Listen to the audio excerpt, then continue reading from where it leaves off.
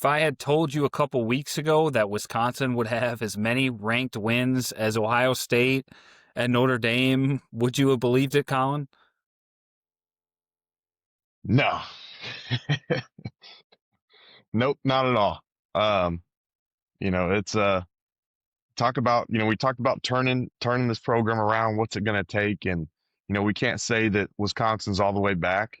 We've have 4 wins now. It's not the expectation. It's not the goal. It's not the standard, but the fact of we're seeing a lot of positive movement in the right direction, really says a lot.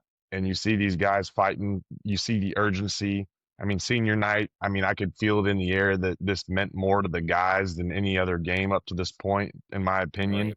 Right. And you could see their play on the field and how that translated. And playing a clean football game, not losing the football, taking the football away. I think that helps a lot. And when you're in these battles and dogfights of these type of big games, you want to see the physicality. You want to see these guys really wanting to win in what they put on tape, and you can clearly see it. And being Wisconsin, by being more physical than your opponent, we saw that. And I thought that was really fun to watch. I'm sure the fans too think the same way, where they really felt like they're watching Wisconsin football. We broke a run for 80 yards for a touchdown. I mean, it was a very Wisconsin football win, and everybody should be proud across the board.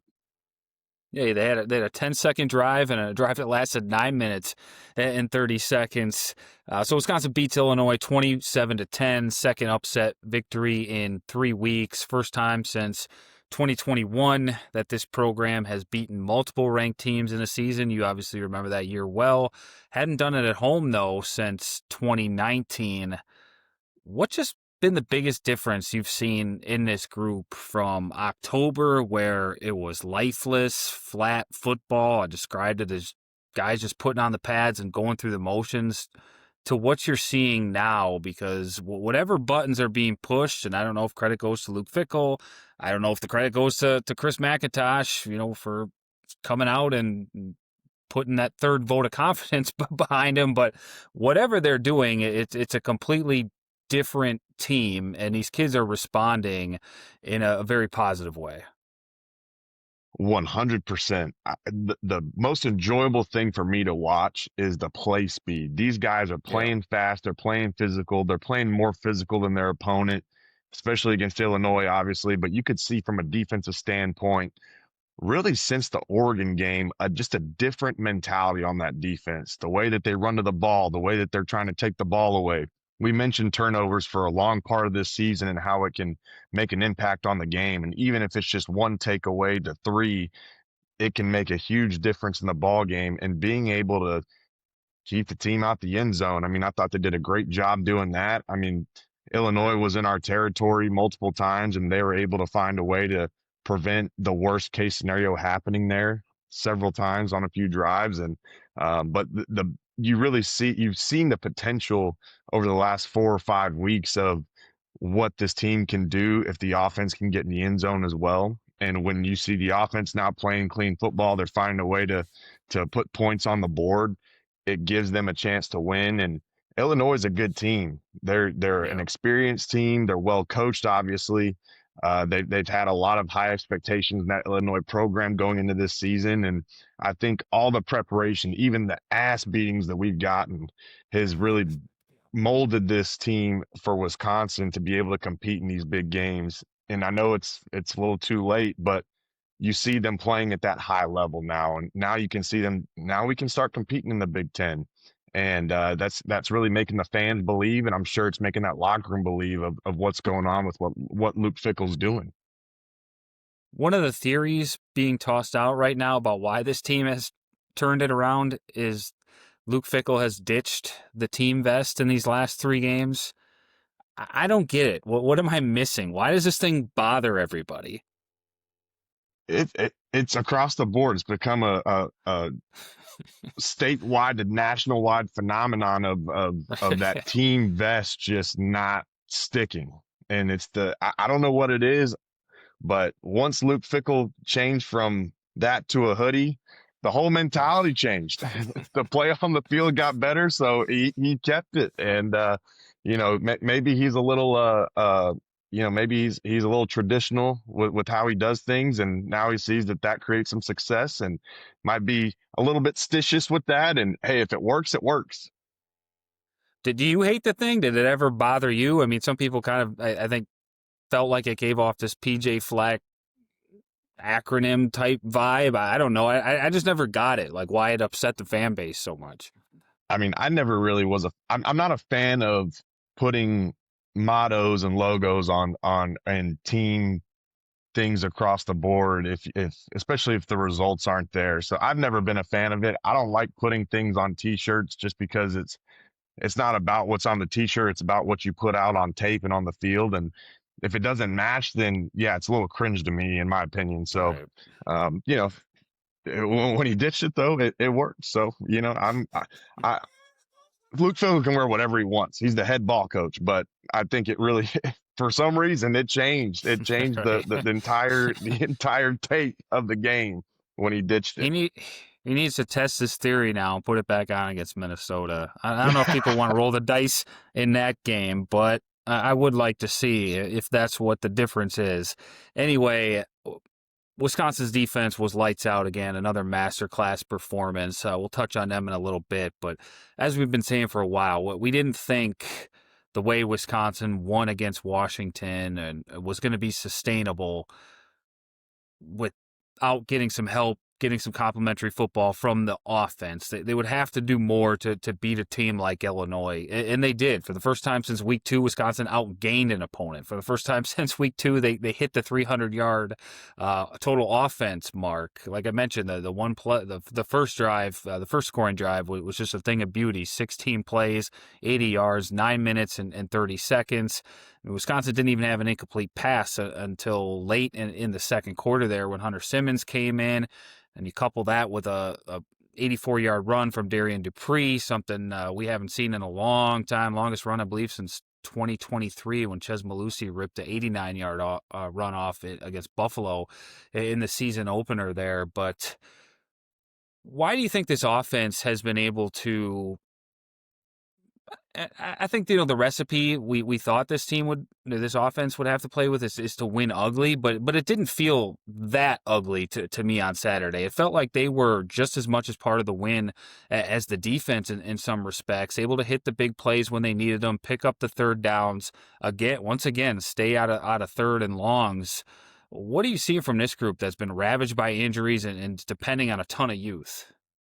Yeah, I think Coach Grimes has done a good job in the last few weeks of using Carter Smith to his strengths. I mean, he's involving him in the run game. It feels like every other play, and with defenses having to account for Carter Smith now running the football, more than throwing the football. I mean, I think that keeps us ahead of the sticks, right? Like it gives us the third and shorts, it gives us the third and mediums.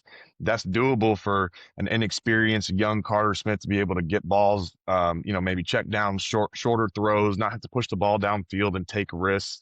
They just did a good job of managing the game that way and implementing Carter Smith of how his strengths are right now as a football player in the Big Ten. And they're finding a way and finding an identity of what helps them become successful. And I think that's what they're doing right now in their play calls. And it's opening up some other things, I think, with Carter Smith being able to run the football and being able to involve the receiver still, even if it's not necessarily the pass game, but and it opens up some runs and opens up some gaps for the running backs as well. So they're doing a great job with that, and they need to continue to take care of the football and manage games that way because it's giving them a chance, and it's giving them a chance to continue drives like their long drive that they had. And they're doing a great job. And I think again, it just goes back to everything up to this point throughout the season, their experience they've had. They've finally found an identity, and I think they need to Yeah. continue to carry that, especially going into Axe Week, which is a huge week for these seniors and a huge week for this program.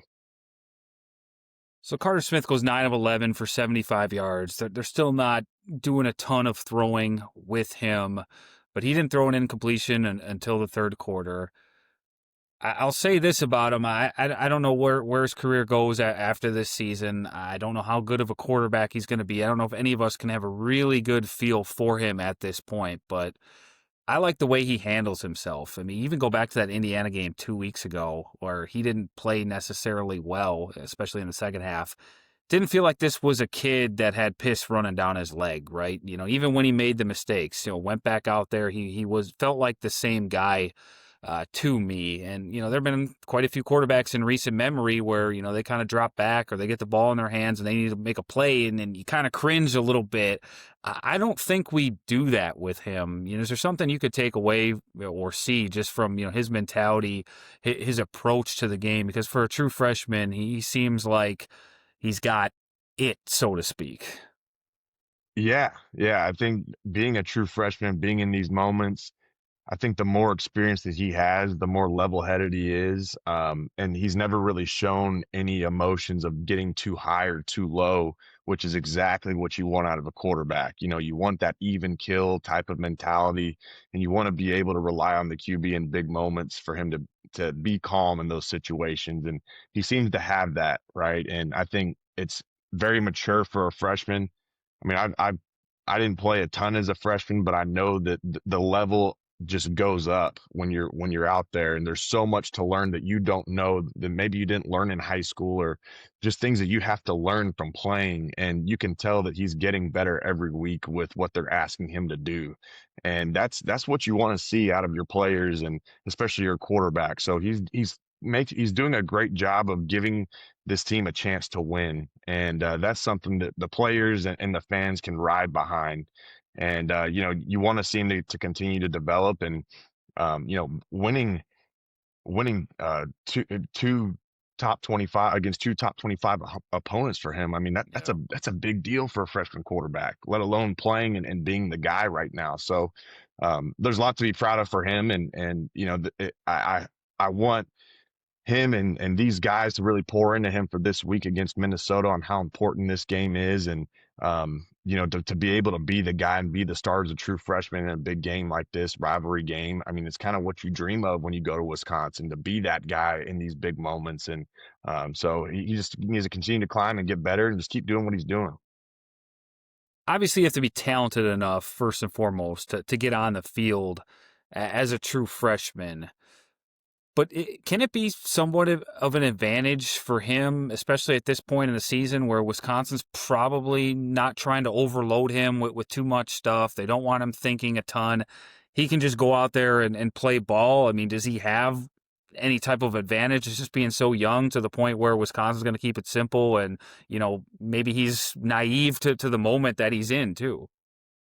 I've always been a fan of keeping game plans simple for your players so that they can play fast on the field. They can do what you're asking them to do at a high level. And it might be simple. It might be a handful of plays or a little bit more than that, but they're doing it and they're executing it. If you can execute your plays, you give your team a chance. And I'm always big for simple game plans for your players, and you have to do that for a young quarterback like this. And yeah, it definitely gives him a big advantage to be able to do that and go play fast, be who he is, why they brought him there, why they gave him a scholarship to come there. I mean, that is the reason why you want those players there, is to use what you've recruited them for. And I think they do a great job of putting him in position to execute what he's asked to do.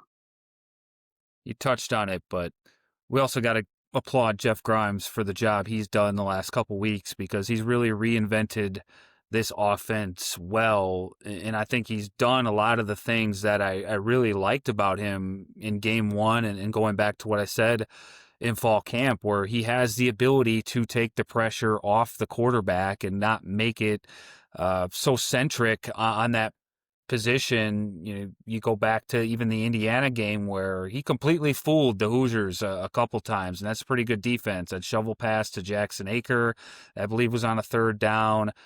There was a wide receiver screen to Vinny Anthony, which should have been a house call if Smith and Anthony could have executed that.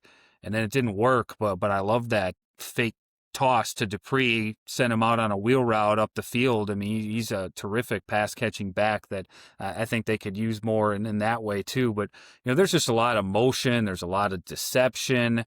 I know the first throw, I think, or first pass, that didn't count as a pass attempt, but the first time on that opening drive, Carter Smith drops back and takes a sack and couldn't pull the trigger. It felt like he kind of learned his lesson there. Like, okay, we're not doing that with him the rest of the game. But for the next 3+ quarters, it didn't feel like Carter Smith was running for his life, holding the ball too long, and having to sit in there and think.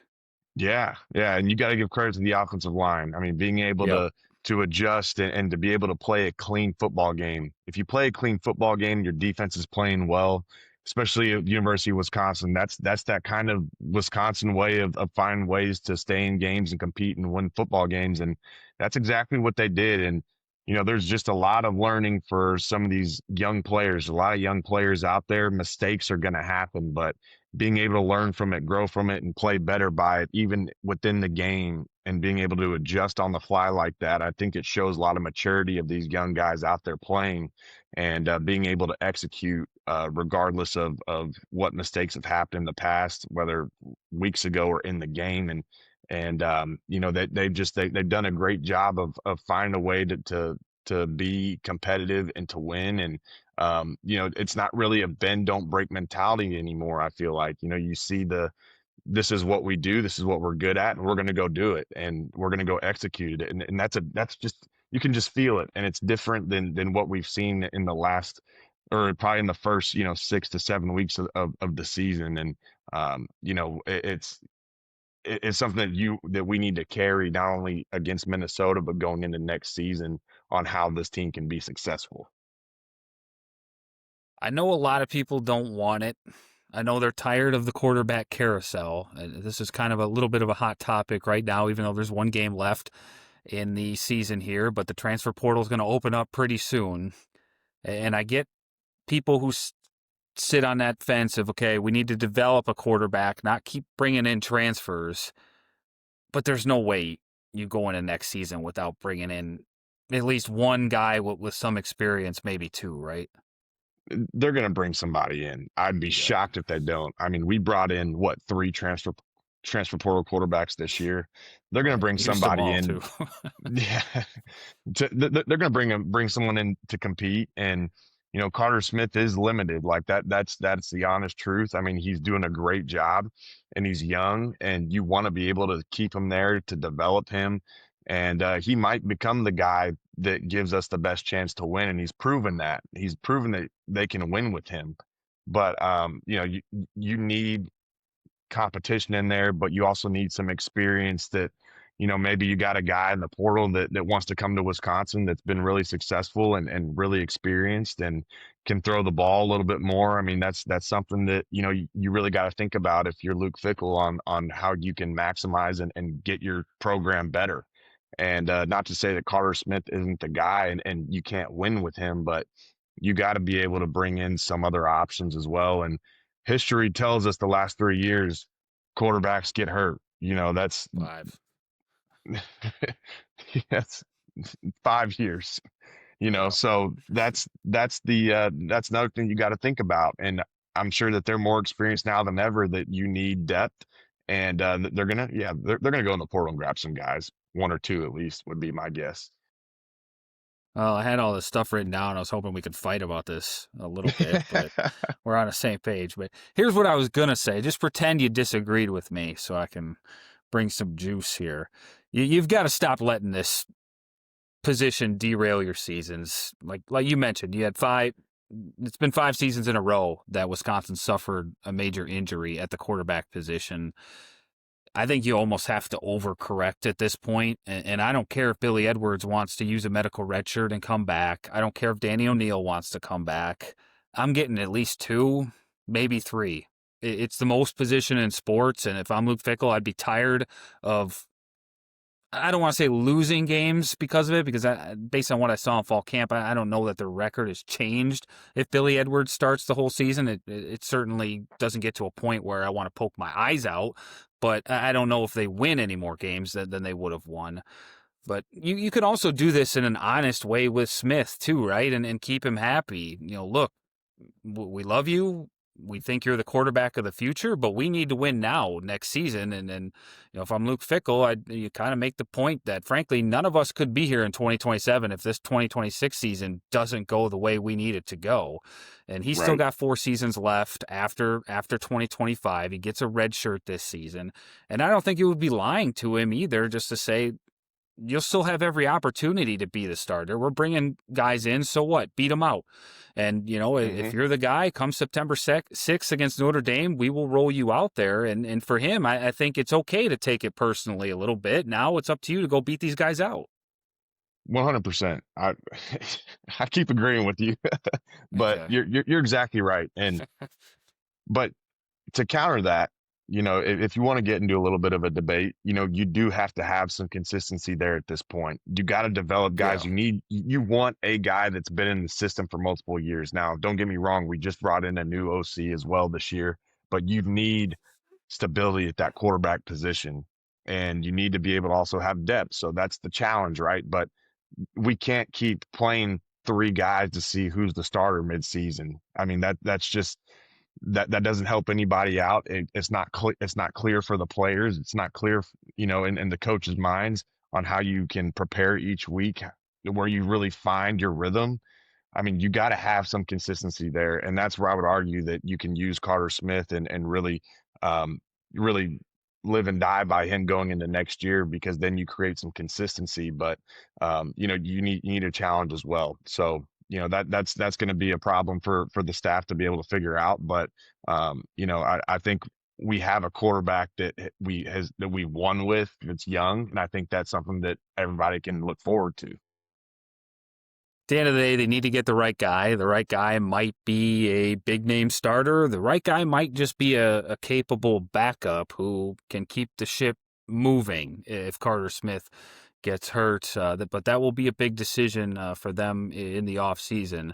Switching over to the defensive side of the ball, what the heck are they feeding Daryl Peterson in there? Because he's got 5.5 sacks his last 2 games. He's got 3 against Illinois and just completely wrecked their offense at times.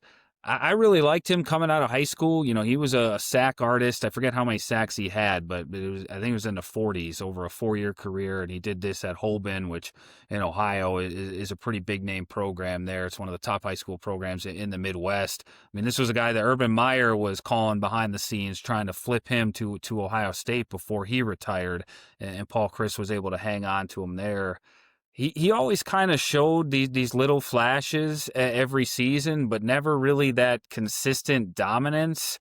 What are you just seeing for him these last 2-3 weeks, and maybe even this whole season? Because I know the sacks haven't necessarily been there, but he's graded very well on other sites, even though maybe the sacks and tackles for loss haven't been there. But what's clicking for him, do you think? To me, I think his confidence. I think his confidence has really risen the last several weeks, and that makes a big difference just in between your ears when you know and you believe that you can go and make big plays. And that just changes how you get off the ball, your mentality of getting to the quarterback. It just creates a different instinct inside of you to be able to go and make these big plays. And it's been really fun to see his development. He had, like you said, he had high expectations coming in here. I know the former staff was really excited to bring him on when we were starting to bring in some boundary backers that could play interior and on the edge, and that was something that he could do and he was capable of. And him and Nick Herbig, I mean, they were tied to the hip ever since Daryl Peterson got to Wisconsin, and he was always trying to perfect his pass rush and how to get to the quarterback. And I know in recent times his statistics of getting to the quarterback have been up and down, but seeing it all come together now, I think it creates a different thing in his mind of, hey, I can do this every week. And I don't think there's a better time for him at the end of his career to get hot like this going into Minnesota. And I know how much it means to him to be where he's at, in his last bits of being at Wisconsin. So then too creates a whole nother fire for him. But it's really fun to see, and there's nobody more deserving than him to start really getting hot here to end his career at Wisconsin. It's been fun to watch. So I thought this move in the new defensive scheme might destroy him because you talk about prototypical guys that you would want in that spot. He's not a small guy, but nobody would consider him big for an edge rusher, 6'1", 260. And, like I said, in high school, he was more, I know he played with his hand in the dirt in high school, but his Wisconsin career, he was a stand-up guy. And you thought at his size, at the time, he was sort of next in line behind Herbig to take over that role and, be the guy who consistently pins their ears back and tries to cause havoc behind the line of scrimmage. Just because you obviously understand the game a lot more than I do, and in case there's any football savants listening in that want to know, well, why do you think this move has worked for a guy that maybe doesn't have prototypical measurables for that spot? I was actually watching film of the game a little bit ago, and you know, he had a little stunt where he's going inside the guard and tackle, and the guard and tackle ended up both coming onto him, and he just had lower pad level, slipped right by him, and got in on a possible TFL. It was right at the line of scrimmage. And I think having that size, though, even though you may not be as long or as tall or as big as what you're going up against, he's not necessarily stereotypical of being in those positions when it comes to size. Being able to get off the ball, I mean, you get a fighting chance every time if you can slip by. You're a little more slippery to these guys that he's going up against up front, and I think being able to take advantage of that and finding your way, your technique of being able to slip through those. I mean, being small a lot of the time or smaller helps you out when you're going up against these bigger guys, and using your hands, using your feet. I mean, using those to your advantage is a big deal. And being undersized can really actually help you out more than hurt you in those situations. So I think he's seeing what he can do to make plays. And it may not be just putting a hand up an O lineman's throat, but he's finding a way to slip through and get in the backfield. And he's always been a technical guy, and I think he's finding his rhythm now. And he just needs to continue to doing that, keep climbing. And I think that can be a good opportunity against Minnesota as well. Really just continue to do what he's been doing and find a way to get in the backfield. So Luke Fickell also mentioned after the game that at halftime, Peterson stood up and talked to the team. Fickell said that's the first time he can remember in his 3 seasons now that a player actually did that. I'm guessing you had a few of those during your time at Wisconsin and even Houston. When a player does that versus a coach, is there a difference? I mean, does it resonate differently when one of the teammates just kind of steps? Obviously, I think it has to be the right guy. You don't need the Yeah. backup left guard who's played special team snaps coming up and maybe getting in people's faces and trying to ignite a fire or whatever Peterson did. He's pretty vague about it, other than it was kind of a little bit of a rah-rah type thing, and make sure we come out with a killer instinct. I'm sure there was more to it than he let on, but when a player does it, does it resonate differently than maybe from a coach that you've been hearing speak all season? Yeah, it does. It does. And it has nothing to do with the head coach and like people not bought into what he's saying, Yeah. but it can get repetitive depending on the head coach. They might have the same message over and over it resonates, but eventually over time it doesn't have the same spark to go get those guys out. It's just a natural thing. There's nothing wrong with it, but when you have a player, a respected player that I know Daryl's very respecting that locker room, and he's a good leader for them. When you have somebody like that go up and start talking, you share that mentality because you're out there with them. You're out there, that he's got to go hold a block for you, or he's got to go get to the quarterback while you got to go cover for him and possibly create a coverage sack, whatever it might be. You're in those trenches, you're in that foxhole with them in that game on the field. You're going back out there with him, and you give him a pat on the helmet before the drive starts. Like that's different when you have those type of guys talking, and they're bought into a message. And it just creates a different spark for your team when you have players going up and speaking up on how you can be successful going into the next half. And I think Daryl he's become a vocal leader for those guys just from seeing from afar. And I know who he is as a person, and I know everybody respects that guy and what he does, his work ethic. So to have somebody do that, I mean, the guys are going to ride or die for him, and I'm glad guys are speaking up. Respected guys are speaking up because that makes a difference when your team is player led. It creates a lot of pressure off the coaching staff. They don't have to say a thing. They know that their players are going to go out there and go do what they do because they have a shared mentality like that. Mm. Another masterpiece by Mike Tressel, and then this defense, 5 sacks against Illinois. They've got 15 sacks in the last 3 games, 5 in all of them. Hadn't done that as a program since at least 2005. And they're also just the second team to hold Illinois to 10 points or less, along with Indiana. Illinois even got 16 against Ohio State. And like they did against Washington, I think they made things really tough against their quarterback, Luke Altmaier, who came in with some pretty impressive numbers. Now that kid can play. I mean, we saw some of the throws he made. He really hung in there at times, took shots to put the ball right on the money at the second level without really being able to step in it. But again, the 5 sacks, you felt like that bothered him. He was 0 for 4 passing on his last 5 third down attempts. The one he didn't get a pass off was a sack.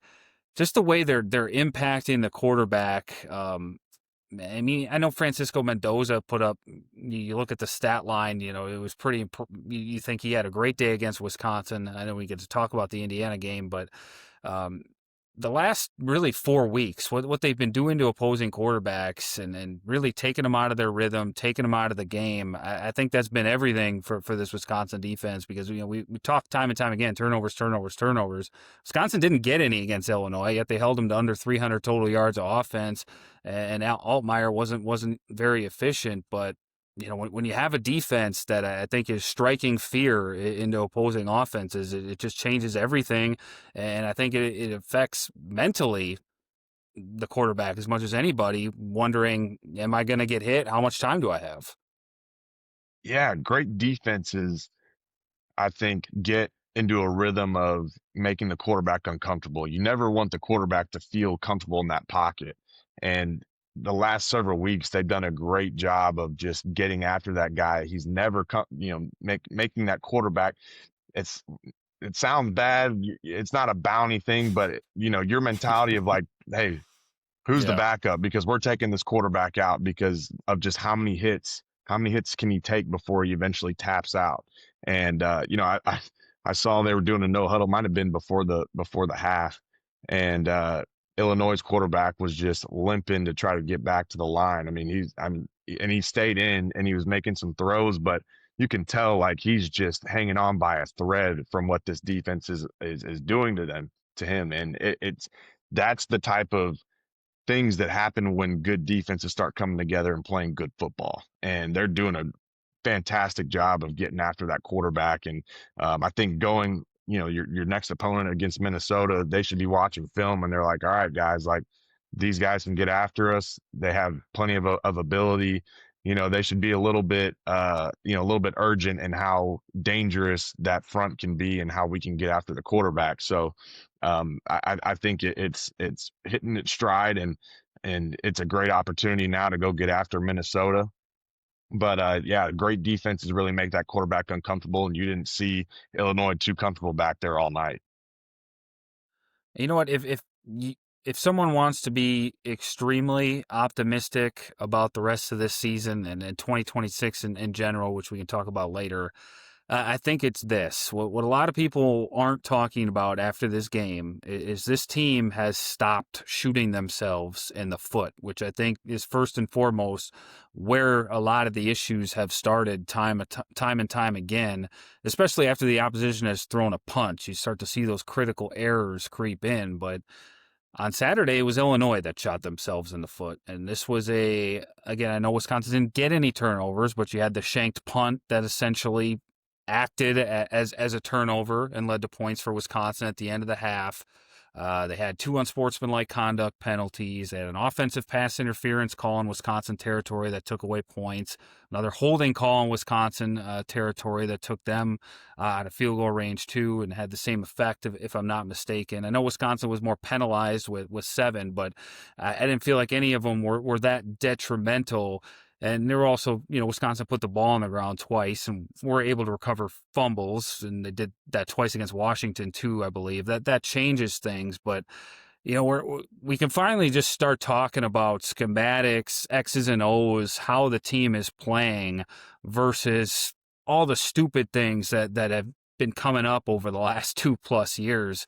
And unlike, what happened against Washington, where I think some people could say, okay, Wisconsin got lucky. They caught him on a bad night. There was weather. They were still one play away from losing it. If Mason Posta doesn't make that incredible strip sack, whatever. This was not Washington. I mean, they came out and punched Illinois in the mouth, and they kept swinging for 4 quarters and decisively won all 3 phases of the game. Yeah. And I think rolling with the punches, right? Like they did have some penalties, but like you said, nothing was too catastrophic. We didn't give up turnovers. We didn't give up a block punt. Special teams was clean. But on those penalties, nobody panicked. Nobody panicked. Nobody made it a big deal. We we didn't allow Illinois to build off of those penalties, and I think that's a big sign of growth and maturity of this team.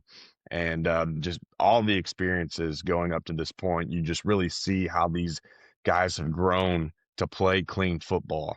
And not being, like you said, not being able to shoot yourselves in the foot is a big deal in these type of games and big games. And it's fun to see now in Camp Randall. Opponents now are kind of fearing again of going back to Camp Randall. Yeah. It's becoming a respectable place to play again, to where you got Wisconsin on their home turf. Watch out type of thing. And they're creating that. They're making that for themselves. And we talked about digging yourselves out of a hole throughout most of this season. Again, it's too late. I know we're not going to a bowl game. We've won 4 games. Yeah. It's not the standard, but the ability and the optimism that they've been able to show by getting, just having a lot of positive things to say and positive things to look forward to is great to see. Just see the fight from these players, and Yeah. they're fighting for Luke Fickell. Like, they're fighting for the staff. They're fighting for this team. It's just a totally different mentality across the board. But when you go back to penalties, I mean, nobody panicked. And I mean, even the unsportsmanlike conduct, I believe it was on kickoff. I was watching Luke Fickell's I hated reaction. that. That was It was nothing. it Yeah. was ticky tack. It was stupid. But you just don't see anybody on that sideline panicking. They're not freaking out. They're not making it a big deal. They're just carrying on and keep playing football. And that's what you want. You want that even kill mentality going through the highs and lows of the football game. And it's really showing for this team, and it's awesome to see the maturity. You mentioned how Camp Randall was impacting games again. Could you hear it on the broadcast where the fans were singing Sweet Caroline, and then, Altmaier's trying to make checks at the line of scrimmage, taking forever to get the play off, and then I think it was Peterson that came up with the sack. Could you get that on the broadcast? Oh yeah, oh yeah. You could feel Okay. the electricity. I mean, that was probably, to me, the most electric jump around that I've seen in a long time as well. Yeah. I mean, it's life in college football is a lot better when Camp Randall is having fun. The world is just a better place. It's just absolute cinema out there. But, here's what I hate, because we're staring into this right now. As excited as everyone should be about where this thing might be headed, my brain just can't stop thinking, well, does it matter? And you know what? We'll talk about Minnesota at the end, but obviously I don't know how much what happened in November matters if they don't get that done, because I think it comes crashing back down to earth if you don't win that game against what's a struggling Minnesota team now. But the transfer portal is going to open up here in a little bit, and I have no idea what's about to happen. We never do. But this becomes a very dire situation for Luke Fickell and the Wisconsin staff. And I would say player retention right now is more important than it's ever been in his tenure. And it continues to get more important because you've got some really good talent in your freshman and sophomore classes that you're trying to build around. There's also some players who have been with Fickell through thick and thin, and I would have to imagine that the chip on these guys' shoulder, obviously none of us wished for things to fall as far as they did, but other than winning a national championship, I don't know if there's a better experience than having players back who have experienced the low of the low. There's a certain chip on their shoulder, I'd have to believe. They've been humbled in a different way than maybe most players ever will be in their college careers, and they'll just have this desire to never want to go back to that place that they were in a few weeks ago. Whether that's, again, we'll see who's back and who's not, but guys like Christian Allegro, Trech Kekahuna, Darian Dupree, Chris Brooks, got impact guys like that who were here at least the last 2 years. But if they can retain their core and get some momentum into 2026 rather than have to do this complete roster overhaul. Obviously there's going to be transfers. You're going to have to rely on the portal, but rather than be a completely new team and kind of maintain this core that's stuck together through thick and thin, is like I said, been to the bottom and now pulled themselves up by the bootstraps to get them out. Just how huge would that be for this program to carry that momentum into next season, whereas most teams aren't going to have necessarily, like you mentioned, guys that were in that foxhole together. Yeah, you said it. It is a huge deal to get this core group back because now you're building a culture, probably more than you ever have if you're Luke Fickell. You're building a culture of guys who have hit rock bottom together. You've hit rock bottom in a season, and then you're climbing your way into some momentum. And the biggest momentum killer could be those guys leaving, those guys who Right. were part of it and part of the lows and getting back to some really good highs of the season.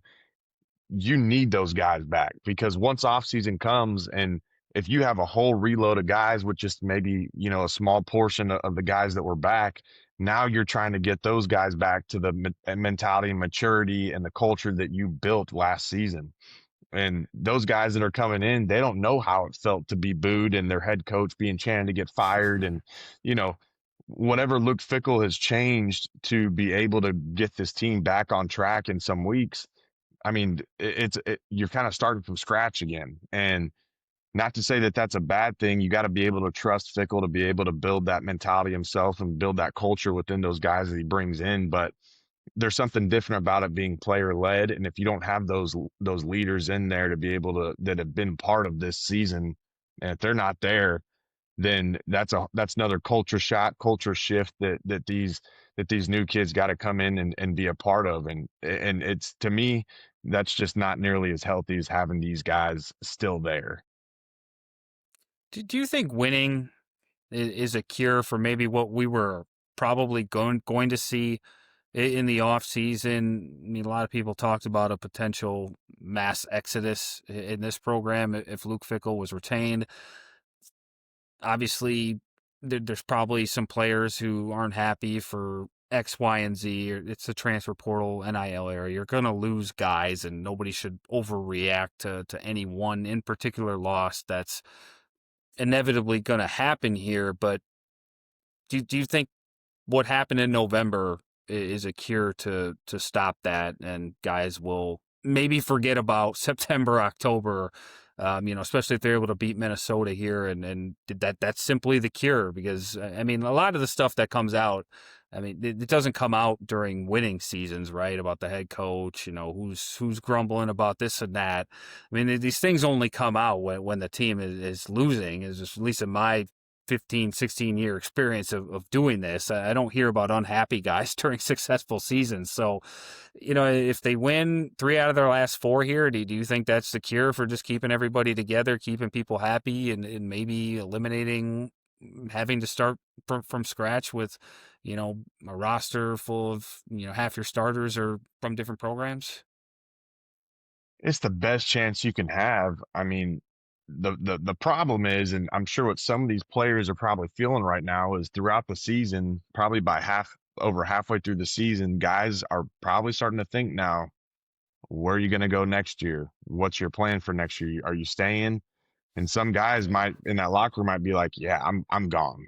I'm gone. Once the season's over, I'm done, and I'm done here. I'm going to put my name in the portal, all that good stuff." And now you start to see a little bit of a spark of winning, the formula working, and it could be changing with their minds, kind of messing with their minds on, hey, we can win here. I love my teammates here. I'm having a good time. I mean, being a student athlete in Madison, Wisconsin is about as good as it gets from a college experience standpoint.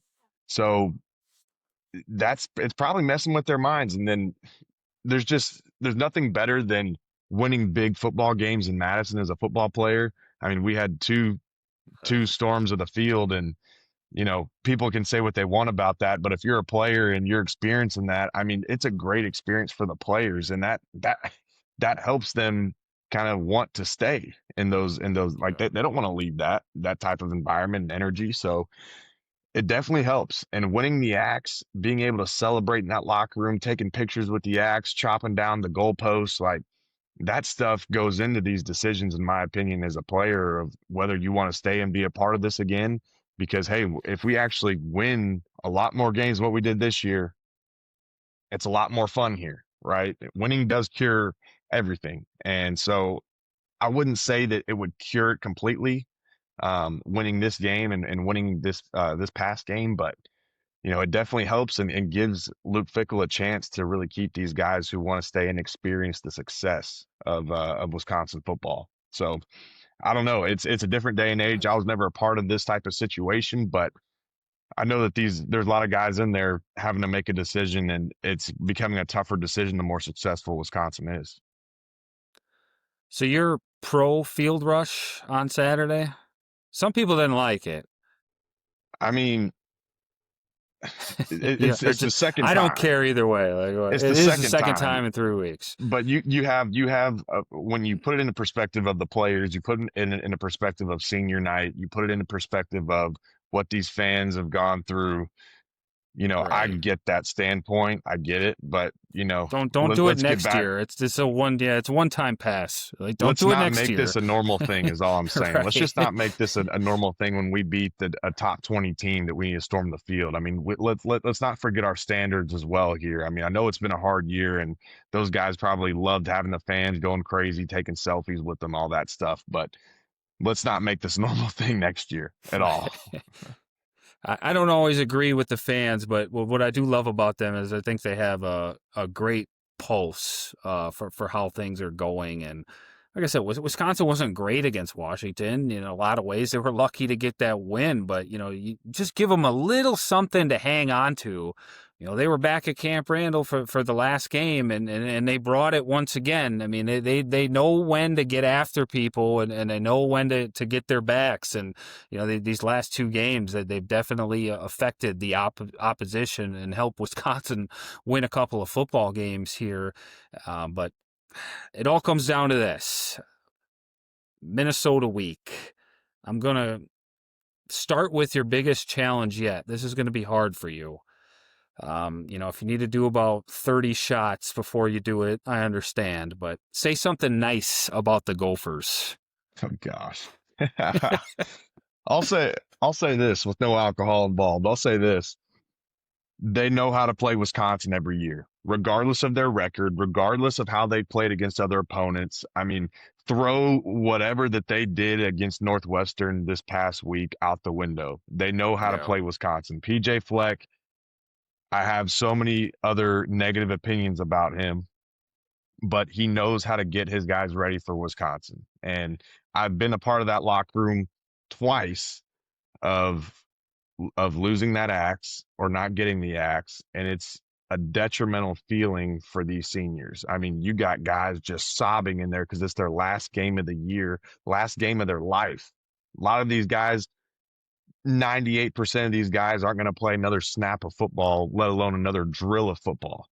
And this is it. This is it for them. And to go out in a way where I mean, the axe means so much to these seniors, and to not have it, it's one of the worst feelings you can have, and that's what you try to avoid every single year, is doing it for these seniors, going out the right way, to end the regular season. And now it's this. I mean, this is the last game for these guys, regardless of the season. So, I've been a part of winning an axe and I've been a part of losing it, and it's night and day different. But the one thing is, you can't underestimate Minnesota, regardless of how they played up to this point. They know how to play Wisconsin. I don't know what their preparation's like over there, but I think they mark it on their calendars every year. PJ Fleck knows what this game means. That He is, sleeps with the axe. He sleeps with it at night. yeah, he probably does. And I've heard He he's did. We did once. he That was actually a did. thing. That thing was in his Yeah. bed. I mean, the guy appreciates a rivalry, right? He appreciates a good rivalry. He knows what that axe means to his program, and you have to respect that in your preparation, and you have to understand what it means to the other team too, because and this is the thing, like with the portal and everything now, I mean, you're bringing in guys who've never played for the Axe. I mean, my first year, I'm from the South. I didn't know how big of a rivalry this was until we were sitting there, in the indoor on Monday and hearing this speech about how much we hate Minnesota and how much this Axe means. And I'm looking around like, oh shoot, like this is a big deal. And then I grew into like what it really meant, right? But some guys only have 1 year to understand that. And that's where senior leadership needs to come in, of making sure of seeing how important this game is. The coaching staff, from when you come to the weight room to when you go into meetings and when you finish that first practice of the week, like everybody has to understand what's on the line in this game.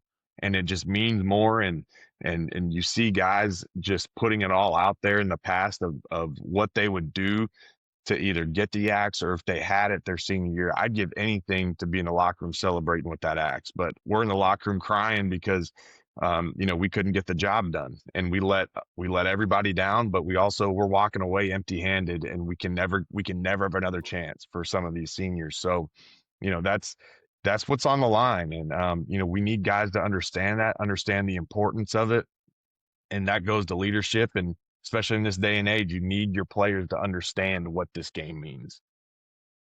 So, what's your favorite thing about PJ Fleck then? My favorite thing about PJ Fleck? Yeah, Oh man, he's man, fast, good he crowd surfer, yeah, he can wears a he tight sweater. he runs a fast 40-yard dash when there's a penalty or an injury. I'll tell you that. He runs faster than me. He loves the camera. I'll say that. That's one. I don't. That's not a good thing. But that guy, there's nobody that loves the camera more than PJ Fleck. I'll tell you that. So I remember when Wisconsin played Western Michigan in the Cotton Bowl. He was the head coach there, and I attended his press conference. It was the first time I ever experienced him. At the time, I loved him. He was just giving this enthusiastic speech. I was ready to run through a wall. And then he joined the Big Ten, and I realized that was every presser he ever did. It didn't matter if they were playing Akron at 11 a.m. It was just this ongoing constant word salad of motivational stuff, and I was like, okay, I'm done with that. I don't have an issue with the guy, other than his press conferences are extremely long, and I'm glad I don't have to cover them, because if you ask him one question, the answer is about 10 minutes long. But you talked about the 2021 game. I won't bring that up. I was gonna bring it up, but you already touched it. 2019. How satisfying was that one? In the snow, top 10 battle, everything on the line, but between those two teams, that was the one where it felt like the Gophers were, maybe teetering on.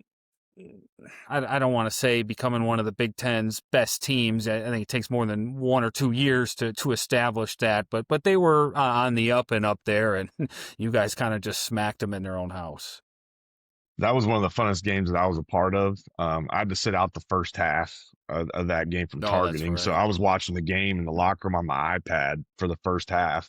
But being a part of just the big picture of everything, I mean, college game days there, the winner is going to be in Indianapolis, and let alone it's 30 degrees and it's snowing, and your whole family's there, and um, you want those type of games for it to all come together, and it did. We went in there and executed very well, and rowing the boat on the 50-yard line after the game, and You just kind of have no Chris regards. wasn't happy about that. I was standing. I remember that. Chris wasn't happy with you guys about that one. You can blame Chris Orr for that. He started that, and we're all gonna ride for Chris Orr. Whatever he does, we're doing it. And he definitely started that. And I thought it was awesome, and I think it became a tradition. I'm pretty sure they did that again in 2023. I think, Okay. and create a little tradition there to maybe spark up the rivalry heat a little more. But no, it was awesome. I mean, to me, that's where I saw how important it was to win this game, how fun it is to get that axe and to be able to run across. I mean, run across to their territory and their sideline. You just snatch it away. And, it sounds brutal, but you see those guys hurting and in pain because, you felt the same way the year before. That's just the beauty of the rivalry. And you want to be on that end of it. And just you want guys too in the program to see the success of it, how important it is. I mean, if you're losing it all the time, you don't understand what it feels like to win it. And when you have that and you have kids in the locker room and seeing that, you talk about retention, guys are going to want to stay and be a part of that. So this game is extremely important. But, 2019, oh my gosh. I mean, the situation couldn't have been better to have that rivalry at its peak. And, when you have the rah rah PJ Fleck, and you have Coach Chris just kind of staying in the shadows. I mean, man, it was fun. It was awesome. It was the perfect storm. So, as much momentum as Wisconsin has right now, and as good as things look, as I mentioned, it can all go away next Saturday if they don't come home from Minneapolis with a win. The Badgers are playing their best ball of the season. Meanwhile, the Gophers, who have lost 3 out of 4, are trending in the other direction. This is another topic right now before we wrap it up here. I'll answer after you, but does a win over Minnesota, which gets Wisconsin to 5 victories, does that make this a successful season in your mind, knowing that before the season the bar was pretty much set around 5 or 6 wins, and technically they could still sneak into a bowl game too if things fall their way at 5-7? I wouldn't call it a successful season, but you Okay. also have to go in and look at it of what the schedule was. It was an absolute gauntlet. I think you're crazy to say that we should be in the Big Ten championship talks as the expectation. That's, with Right. everything going on and not making a bowl game last year, you can't expect that. But you can be very happy and positive with how this team finished. And I think that tells a lot about this staff. It tells a lot about these players and senior leadership. I mean, there were plenty of opportunities where all these guys could have just turned it in and called it a day. And Yeah. they didn't, they continue to get better every week. Their fire gets hotter and hotter each week as they go out onto the field to find a way to win ball games. So that's something that you can be extremely proud of. But I wouldn't call this a successful season. I mean, I think, we really hit rock bottom, and you don't ever want to get to that point in any year where you're wanting your fans wanting your head coach to be fired. And, that feeling that those kids probably felt day in, day out in the locker room, and they're probably questioning everything.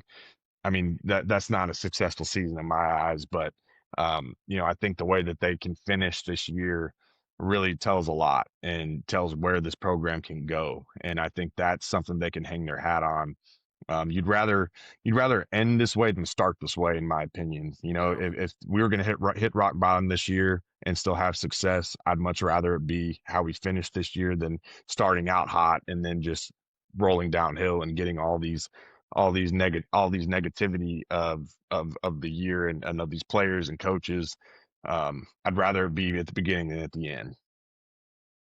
I'm right with you. I think calling it a successful season boils a 3 month campaign down to essentially 1 month, and forgetting how bad October looked. And even the first 2 games, Miami and Middle Tennessee State, were a challenge. And like I mentioned, October, I'll never get those losses out of my head. Maryland, Iowa, Ohio State, just lifeless, uninspired football. And the reality is, I think it took them 100 punches to the groin before this team finally decided they had enough. And I think things started to turn at Oregon, but they waited until they were essentially playing with house money the rest of the year. Their coach couldn't get fired, they had nothing to play for. in order to call it a success, I think that turnaround maybe had to start earlier to give it a chance. But Yeah. at least one more game on the slate. Wisconsin at Minnesota, 2:30 on Saturday. We'll see if the Badgers can keep this thing going and go into 2026 with some positive momentum. We never do this, but I figure since it's one of the last episodes of the season, might as well. Minnesota's a 1.5 point favorite. You taking the Badgers or Minnesota to win on Saturday? Give me the Badgers money line You don't. on this. Oh, you All want the right. money line? You don't Yeah. want the point? Okay. No, we don't need the point. Give me the Badgers. I think they're bias aside, alumnus aside. Give me the Badgers. Okay. They're playing good football. They're playing inspired. They're playing confident. They're probably at their peak of confidence right now. And the only thing that can get in their way is themselves on how big this game really is. That's what they got to understand. They got to understand what it takes to win this football game. I mean, you might not be able to walk by the end of the game, but if you finish that game with your head held high and with the axe, that's all that matters. And if those guys can understand that, then we got it. We got a damn chance. So I'm excited to watch these boys come this week. I Wisconsin should win if we're looking at the last month. I'm not going to pick anyone because, like I said as soon as I got out on Luke Fickell, they were going to turn it around, and that's what happened. And as soon as I jump back on the bandwagon here, it's going to go in the other direction. I may not even make a pick on the site just to stay out of it. It's going to be wrong no matter what I do, but I hate this spot for Wisconsin. I honestly, if like you're talking about betting spots, I hate it for Wisconsin. You're going to be dealing with a desperate Minnesota football team, and now you're a Wisconsin squad that all of a sudden has expectations on them again. People are jumping back on the bandwagon. There's pressure to perform. They haven't done well when that's happened, and you go on the road to a Minnesota team that's I would guess going to be hungrier than you are. I know it should flip the other way with the team that doesn't have the axe, but they've taken losses in 3 out of their last 4 games. Their head coach is in some hot water now. I don't like the spot for Wisconsin, but they should win. That's the thing that Wisconsin's got to understand. PJ Fleck's going to have their guys ready. He's going to have those guys ready to go. Their scheme is going to be exactly how we can have any headache within our schemes. He's going to make it happen. He's going to put us in some sticky situations. He's going to make sure that his players are in the right position to go make those plays. So that's going to be the challenge, and that's what we got to understand. And if PJ Fleck, if he's going to sleep with that axe, we got to think he's got one more week with that thing in his bed.